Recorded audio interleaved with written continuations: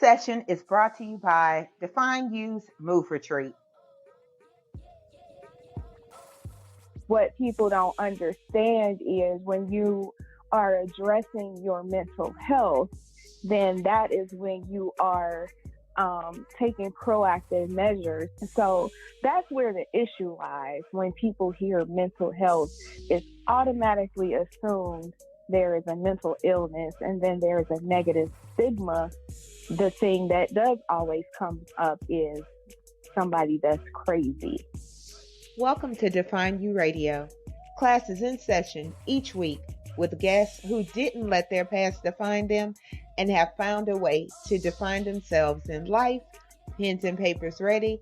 Class is now in session with your host, Valencia Griffin-Wallace. Hey, kings and queens, welcome to Define You Radio. Class is in session.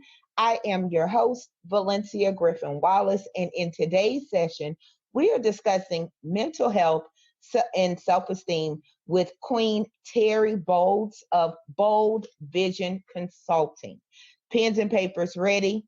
Let's go ahead and welcome Queen Terri to the show. Hi, Queen Terri. How are you doing today? I'm doing well. Thanks for having me.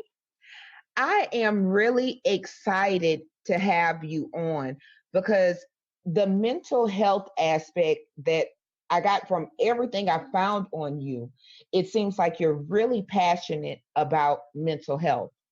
Why is that? I'm passionate about mental health because when I was choosing my major and as I was going through my studies, it was once I completed my undergrad and specifically my graduate career that saved me. And it saved me mentally. It helped me understand where I came from. It helped me to look at my experiences in a different way. It helped me to look at my parents differently. It helped me to look at myself differently. And so once I was able to understand why things were the way they were, I felt like it was really important for other people to learn why things are the way they are. I love that. Now, I'm no mental health expert, but I took a couple of psychology classes because I just knew I was going to go to school for psychology till I realized how long it was going to take between the internship. And I was like, yeah, no, we're not going to do that. Mind you, I went to college like me and my son were in college at the same time. So I went to college way later and I was like, you know what? I'm older than some of these teachers and I was having to get teachers in line and it's a whole other thing. But when I took the psychology classes, I started analyzing me. And then I started analyzing everybody else. And then I swore I had every disorder that was in the, the DSM. I was like, oh my gosh, I have this disorder, this is like, I should get a check, but that's a whole other show.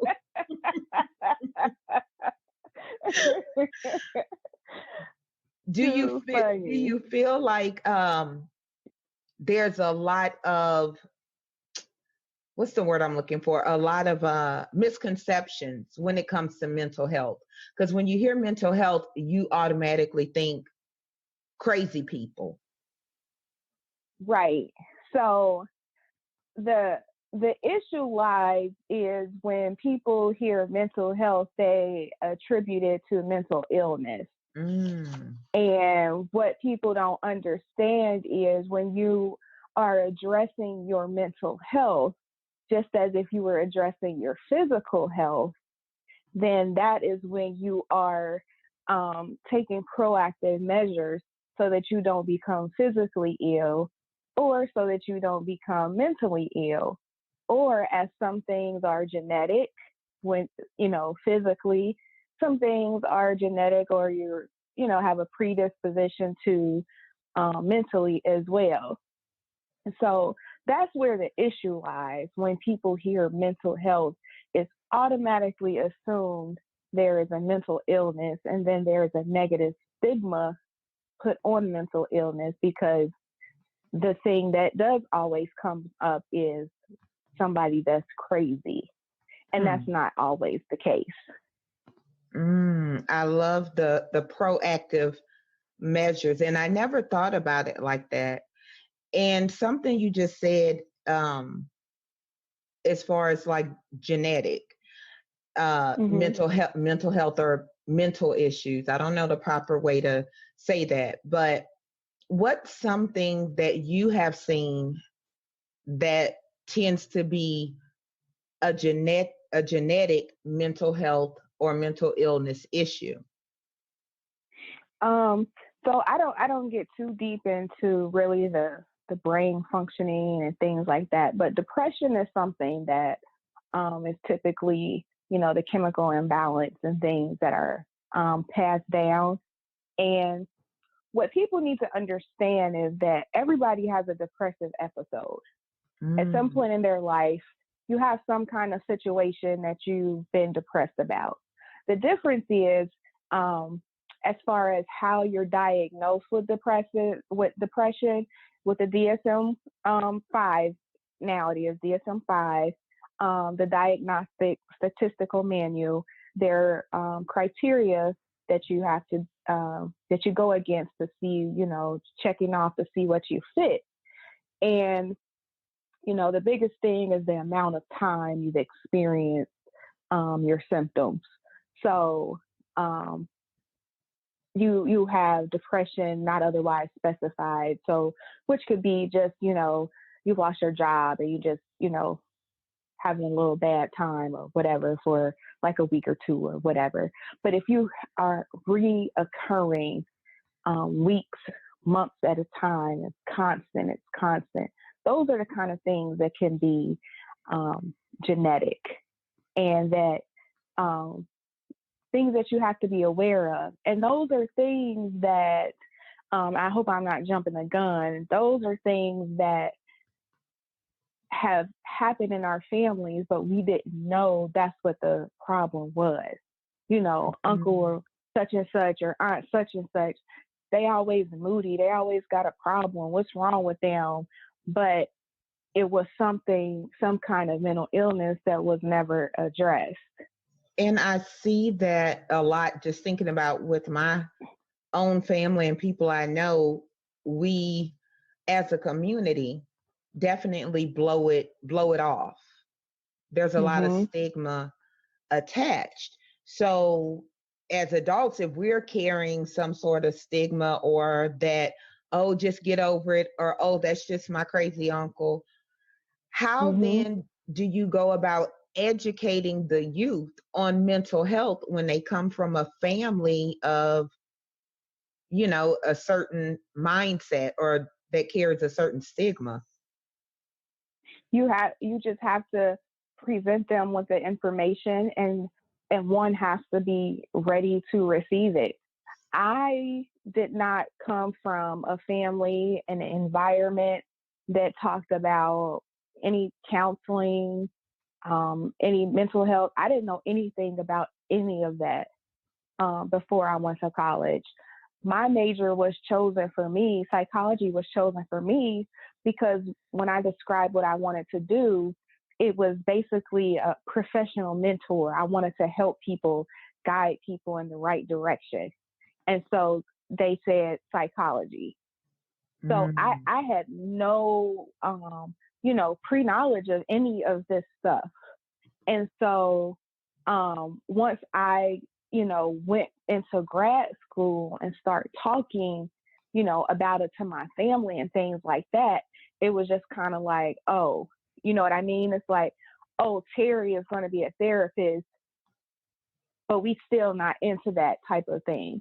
And so, it was just, you just have to be ready to receive it, ready to listen to it. I see my family post things on social media about they need to talk to somebody or they don't know what's going on. And, I have books I have. I've been a therapist since 2006. I know things. I have information. I can guide you. None of them will say anything to me. So it's, I'm not sure what it is. I don't know if because it's me. I don't know if they forget. I don't know if saying something to me will acknowledge that they're speaking to a mental health professional. I'm not sure what it is, but there's still that block there for the family. It could be a mixture of all of the above. Mm-hmm. Because Definitely. I don't know if I would be as comfortable just laying it all out to a family member versus somebody outside of the family that don't know. But that's really, really interesting, that they wouldn't say, hey, I need to talk to somebody. It can't be you because we're family. Can you recommend somebody for me to talk to? That's interesting. And they wouldn't, and I don't do individual counseling anymore. I do coaching sessions. But as far as individual counseling, I couldn't provide the service because it's unethical and it's a conflict of interest. However, I know people. Right. I have resources. I have, and many of my family members, I know your stuff. I know it already. You. You know what I'm saying? Like, I know your stuff. This book could help you, or I know your stuff, and I know who could help you. But people move at their own pace, and they do what's comfortable for them, and when they're ready to open up and different things. So, do you find yourself, because of your training and your life experience, do you find yourself analyzing people in your head? Like when you meet somebody or you see certain behaviors, are you like, yeah, that's X, Y, and Z disorder they probably have? So when I was in grad school and when I first came out, yes, all the time. But then as I've matured in the profession, it has actually become, I think, who I am. Yeah. I had a classmate tell me when I met him, caught up with him many years after school, he said, it makes sense that you were a therapist because in school you were always the person that would give advice or people would talk to. So at this particular point, I think it's just who I am. So rather than, me trying to diagnose everybody like I did, when I was a novice, I am always trying to figure out what's behind the person that I'm seeing. And whenever I'm talking, I'm always telling people with the person that you see in front of you, there's more to them. You're seeing their past, you're seeing their hurts, their joys, you're seeing their family, you're seeing their experiences. So I am always looking at people past what's sitting in front of me. That's what I do now. So when people are talking about, this person has an attitude, she's so negative, my first comment is, I wonder why. I wonder what happened to her. That's like that's always what I'm thinking because I know there's some reason why you're like that. That's a great outlook to have instead of, us always going to judge what we see in front of us or judging the book cover, so to speak, like to actually get into the gumbo of things that make that person who they are. So, off the wall question, does this make it harder for you to date? So what made it harder? What made it hard for me to date was my own stuff. It wasn't being a mental health professional. It was my own stuff that made it hard for me to date. And when I started dating, it was my own stuff that it ended in tragedy. just a mess, which I'm going to talk about in my book. But yeah, it wasn't my profession. It was my own stuff, baggage, and everything that I was carrying that made my dating life a tragedy. The fact that you use tragedy, I can't wait to read the book that you're working on. That brings me to my next question, because I know you have different books that all start with Bold, which is your last name. So what led you to writing those books, and tell us a little bit about them? So I used to like to write when I was younger. And when I was in grad school, I was completing my first year of grad school. And I mean, I was so busy. My family I can remember my cousins like texting and calling, telling me like, you are always so busy. They couldn't catch up with me. I was trying to get a fellowship and I started having seizures. And I almost dropped out of grad school because my cognitive functioning was off. It was taking me forever to write papers and to just do anything. So I ended up finishing grad school. And I never thought I would write again. So I graduated in 2006. And in 2015, I always wanted to write. And I don't know if I was nervous or I just wasn't ready to attempt it, but something happened in 2015. My uncle always told me that I was wasting my degree. He was like, you're just wasting your talent. I never liked the job out of grad school. Never.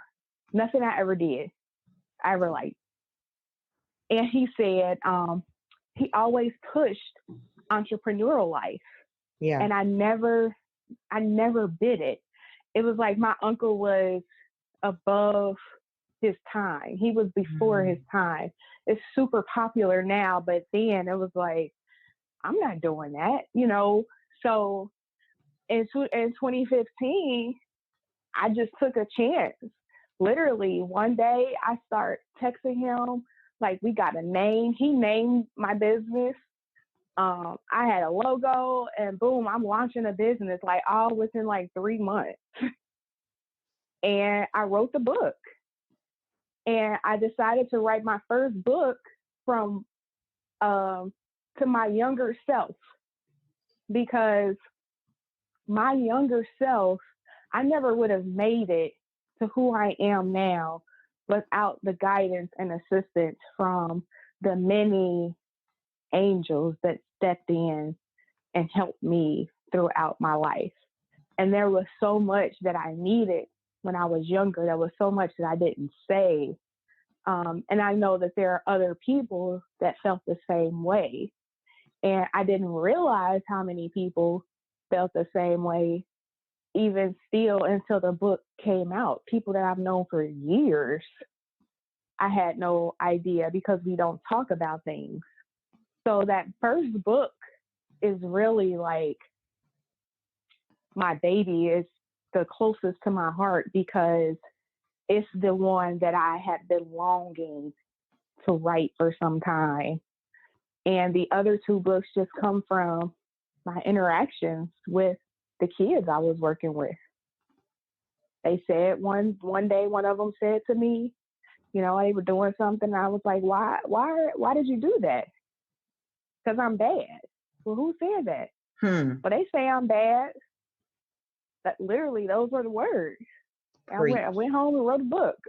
So, So yeah, those two just came out of that. And then this last book is for women, is, an extension of the first book, because we are, so many women identified with a bold love, a letter to my young sisters, because we are adults, kids in adult bodies that have not addressed things from our past. We are growing chronologically, but emotionally we're still, straggling. I need all three plus the one you working on. Okay. Yes. Real quick, and normally we drop this at the end, but while it's still fresh in the audience heads, where can they get the books? All of my books are available on Amazon, as well as my interactive books, as well as on my website, www.boldvisionsconsulting.com. Now, the book you were talking about, because I do see you're passionate about mental health and the youth. That book you wrote for kids, or is it for parents with dealing with their children? Which one? The one, the letter. The one that you were just talking about, from the little boy talking about he's bad. Oh, it's to kids. Yeah, it's for, Bold Choice, They Say I'm Bad, and Bold Me, I Am Worthy are children's books for little kids. And then they also have interactive books that can accompany them. And it's just an extension of what you're reading, to further the discussion of the forgiveness and accepting friends and the power of words and making healthy choices and, loving yourself and things like that. Thank you for that, because I think I posted this like a while ago, either on Facebook or in my private Facebook group, about writing for children. As adults, we're quick to say, oh, they're bad, or you're bad, or this, and this, and kids internalize that. Mm-hmm. So whenever someone would say that about my son, and even though I was a young mom, but I had enough sense at that time to know I didn't want people saying that to him. So whenever someone would say he was being bad when he was just actually being active like kids are supposed to be, I would tell them, no, he's not bad, he's active. I do think, because I was mindful of not only what I said to him, but also what I allowed other people to say to him. You have to start with your kid, your children, the kids around you, early, and pour it. You got to fight the media and everything else. So you got to do twice as much work every day, leave notes. But and then the bold Me, I Am Worthy. You travel with 4 kids that they're getting talked about at school, and when they get home, they tell their parents, and their parents are with them, looking in the mirror, telling them that they are worthy and that they're beautiful, and you need to repeat that. So I want to touch on self-esteem and self-empowerment. What does it have to do with mental health? They go hand in hand. Depression, you feeling low, you have no interest in doing anything, you have no hope. That definitely pours into your self-worth, your abilities, how you see yourself. So they go hand in hand. When you're feeling mentally, when you're feeling low, it plays a role all into how you function. So if you are struggling with your mental health, you're definitely going to struggle with being able to empower and uplift yourself, being able to, root for yourself. My father died in February, and my uncle, his brother, died 27 days later. And it's been an interesting year. And I have all of these tasks that I have to complete, especially with I had to give myself a book deadline, which I'm a couple of days past, but I had to give myself a book deadline because I had a hard time just sitting, writing, and getting focused because I've been battling the stages of grief. Yeah. Including the depression, getting myself up, and there are days when I'm just crying, not wanting to get up. I don't feel like picking up the computer. I don't feel like picking up. So when you are dealing with the different mental health issues and things like that, it is really hard to empower yourself, to build yourself up, to say, Terry, you can do this. It's an internal fight that I have been doing with myself since January. And I'm finally kind of coming over it, but it's been a rough 7 months. Well, first, let me say I am, sorry to hear that. And thank you. I appreciate it. You're handling it like a soldier. I do understand most of the audience listening have dealt with death, and it's definitely a process. You don't realize that you are holding your breath until you finally get to breathe. So I think you're doing a great job, and thank you for sharing that with us. Thank you. No problem.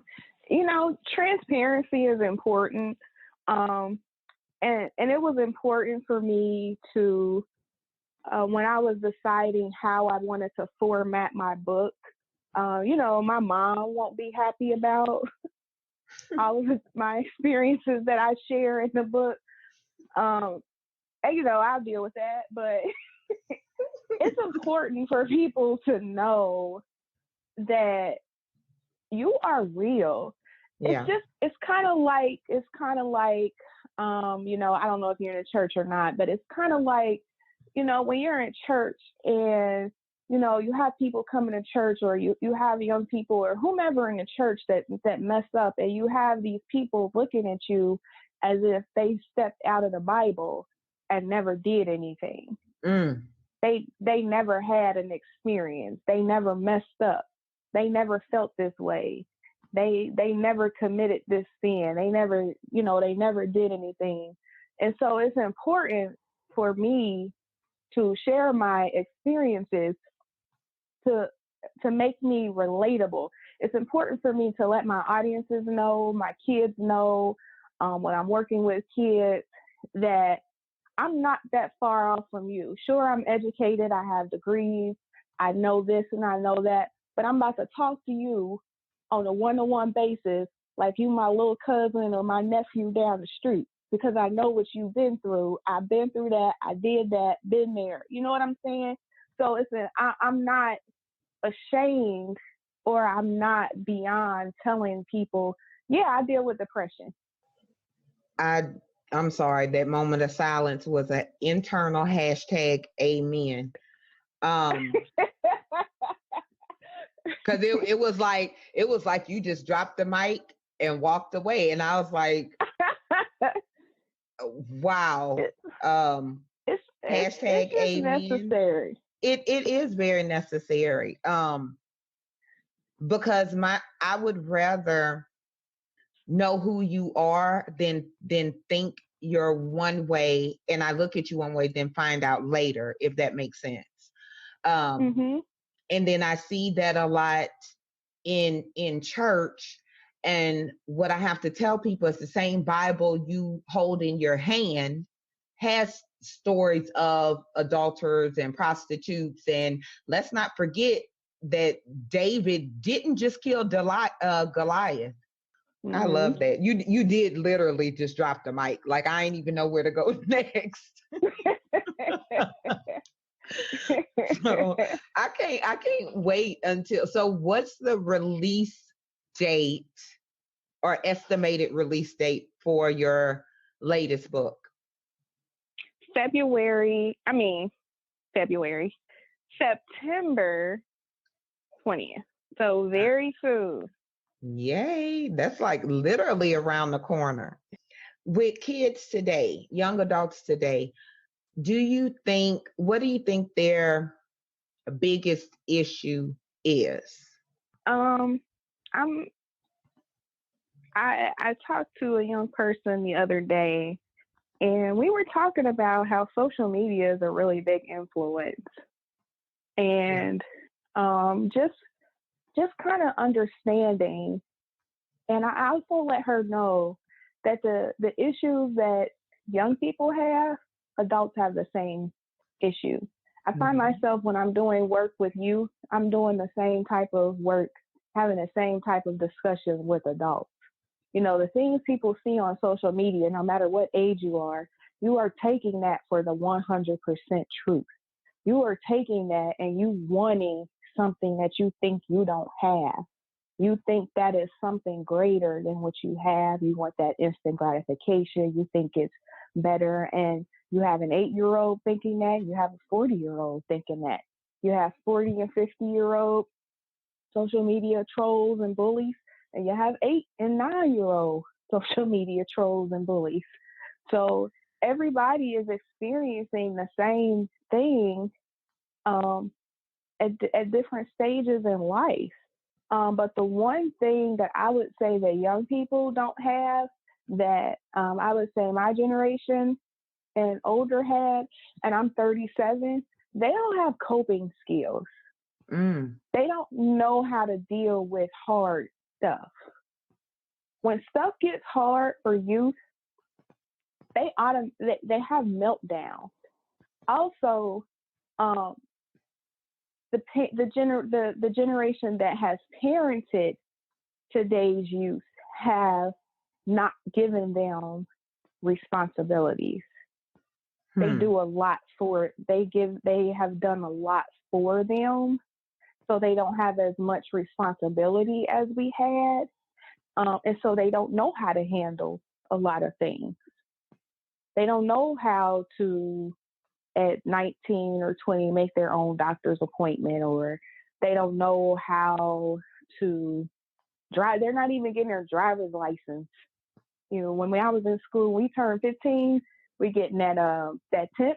Right. 16, we are in driving school and we are driving like little adults. Now they're 20, they might go get the driver's license. So they have a different drive now. And they just lack coping skills. They don't know how to deal with anything challenging or difficult. And the suicide rate is really just overwhelming because of one, the coping skills, and two, the lack of regard for life. Mm. People don't care about their own lives, so they Yeah. really don't not going to care for anybody else's life. I always tell people when they talk about what's wrong with the kids today, and I always respond, we parented them, period. Mhm. How am I going to respect you as a parent and you posting pictures on social media with all your business out? Like, yeah, Mhm. mom, I'm going to take you seriously, but all my boys have seen, all your cleavage. So Mhm. I definitely love that you said that, because I don't think enough people say that. Like, we have to take responsibility. Um, and some stuff, I think a lack of coping that the kids have as well comes from some parents' lack of dealing with stuff. So if I don't Mhm. deal with certain things, in that may have been generational curses, it's going to come out in another way, shape, or form in my child. We parent, we are in relationships, we do all kind of things based off of our own experiences. Mm. That's a whole other show. Y'all definitely be Yeah. looking for the part two, because there will be a part two with Miss Terry. I could guarantee you that, because that topic alone. hmm Miss Terry, what legacy do you hope to leave for the world? I think about that all the time, and the only thing I can say is my minister used to say, I don't want to do anything that brings shame to God, to my church, and to my family. Mm, Everything I do, I want to do to glorify God. I don't ever want anybody to be ashamed to say that they know me. mm, So I want my life to be one that is impressionable in a way that I'm using my talents to glorify God. love that. Angels say, what is it? What is that? So Angel Say is named after my cousin Angel. She in died January 11th, 2015, and we talked every day. She used to call me Dr. Bold. She moved her family to Atlanta. Um, she was so nervous. She had never lived away from home, and she was all about starting this new life. And she was in Atlanta for a week and had a heart attack. And she was 34 years old. She was 34 years old.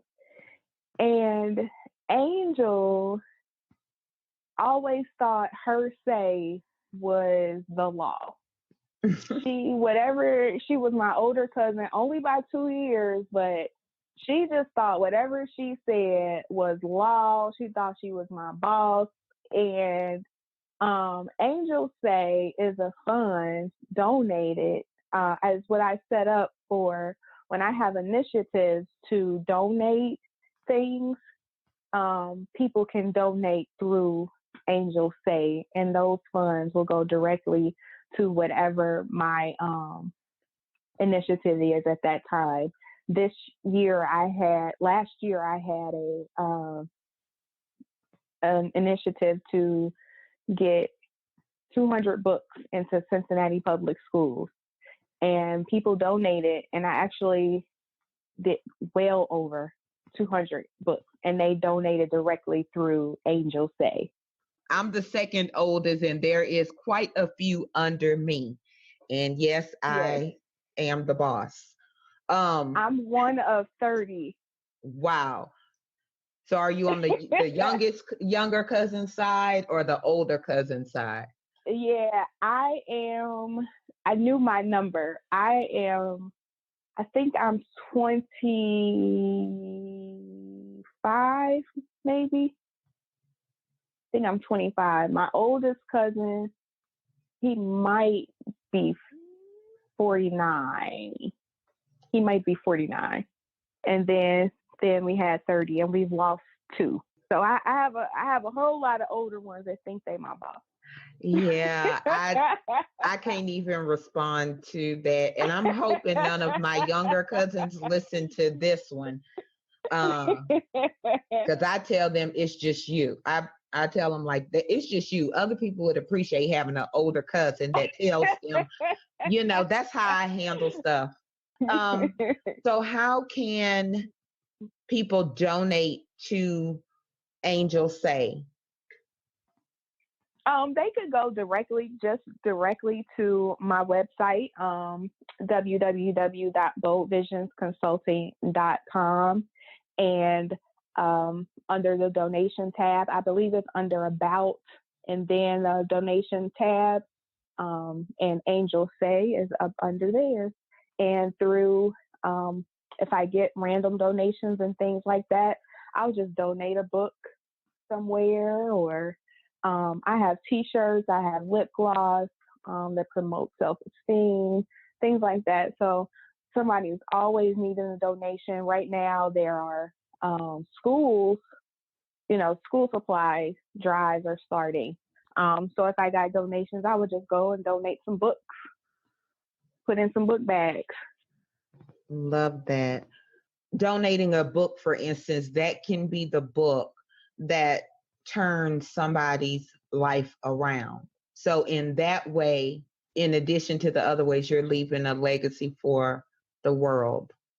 So thank you for that. I appreciate that. So how can the audience get in touch with you and connect with you, like on social media, and support you? You can follow me on Instagram and Twitter at Visions Bold. That's VISIONSBOLD.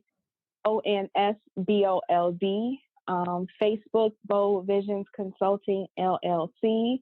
And my website is www.boldvisions.consulting.com. Well, thank you again so much. Guys, kings and queens, make sure you donate and visit the website. It is a beautiful website. Check out the books that she has. The next one will drop September 20th. That's what she said here, September 20th. Make sure you guys purchase it. With that being said, pens and papers down. Class is officially over. Make sure you subscribe to the show. And until next time, make sure your past doesn't define you. It gives you definition. And what you do with that is up to you.